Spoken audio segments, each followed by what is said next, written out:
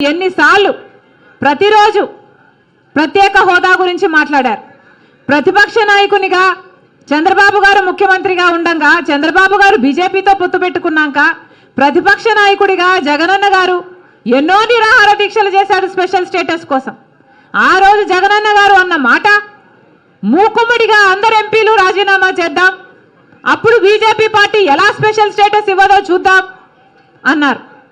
ఆ తర్వాత ఎన్నికలు వస్తే స్పెషల్ స్టేటసే నినాదంగా తీసుకొని జగనన్న గారు మొత్తం ఎంపీలను నాకు ఇవ్వండి, నా ఎంపీలను గెలిపించండి, నా ప్రభుత్వాన్ని తీసుకురండి, కేంద్రంలో స్పెషల్ స్టేటస్ ఎలా రాదో చూద్దాము, కేంద్రం మెడలు వంచైనా సరే స్పెషల్ స్టేటస్ తీసుకొస్తామన్న మాట అవాస్తవమా? తీరా అధికారం లేకొచ్చినాక ఒక్కటంటే ఒక్కటైనా నిజమైన ఉద్యమం చేశాడా జగనన్న గారు?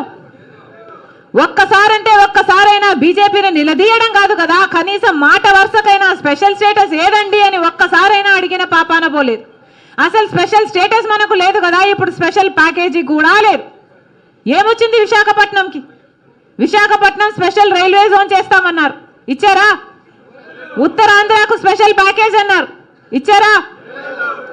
శుభ్రంగా ఉన్న ఉక్కు ఫ్యాక్టరీ, వైజాగ్ స్టీల్ ఫ్యాక్టరీ, అసలు వైజాగ్కే తలమానికం, అలాంటి దాన్ని తీసుకెళ్ళి ఇప్పుడు సర్వనాశనం చేస్తున్నారు.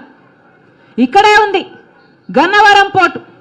రాజశేఖర రెడ్డి గారు ఉన్నప్పుడు గన్నవరం పోర్టు ప్రభుత్వానికి కూడా ఒక స్టేక్ ఉండాలి అని చెప్పి రాజశేఖర రెడ్డి గారి ఆలోచన చేస్తే 30 ఏళ్ల తర్వాత మళ్ళీ గన్నవరం పోర్టు ప్రభుత్వం చేతుల్లోకి రావాలి అని రాజశేఖర రెడ్డి గారి దాన్ని అలా డిజైన్ చేస్తే ఇప్పటికే 15 సంవత్సరాలు అయిపోయింది. రాజశేఖర రెడ్డి గారు ఉంటుంటే, ఆయన ప్లానే గనక అమలై ఉంటే ఇంకొక 15 ఏళ్లకు ఆ గన్నవరం పోర్టు మళ్ళీ ప్రభుత్వం చేతికి వచ్చేది. అలాంటిది ఆయన కొడుకై ఉండి జగన్మోహన్ రెడ్డి గారు ఏం చేశారు? కేవలం 600 కోట్ల రూపాయలకు అదానికి మొత్తానికి అంటగట్టేశారు కదా గన్నవరం పోర్టు. ఇప్పుడు ప్రభుత్వానికి ఏ స్టేకు లేదు, ప్రభుత్వం చేతికి ఎప్పటికీ రాదు, పూర్తిగా అప్పనంగా అప్పగించేశారు.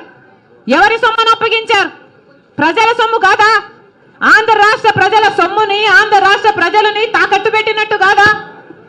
వీళ్ళ కుమ్మక్కు రాజకీయాల కోసం ఆంధ్ర రాష్ట్ర ప్రజలను తాకట్టు పెట్టారు. ఇది వాస్తవం వాస్తవం వాస్తవం.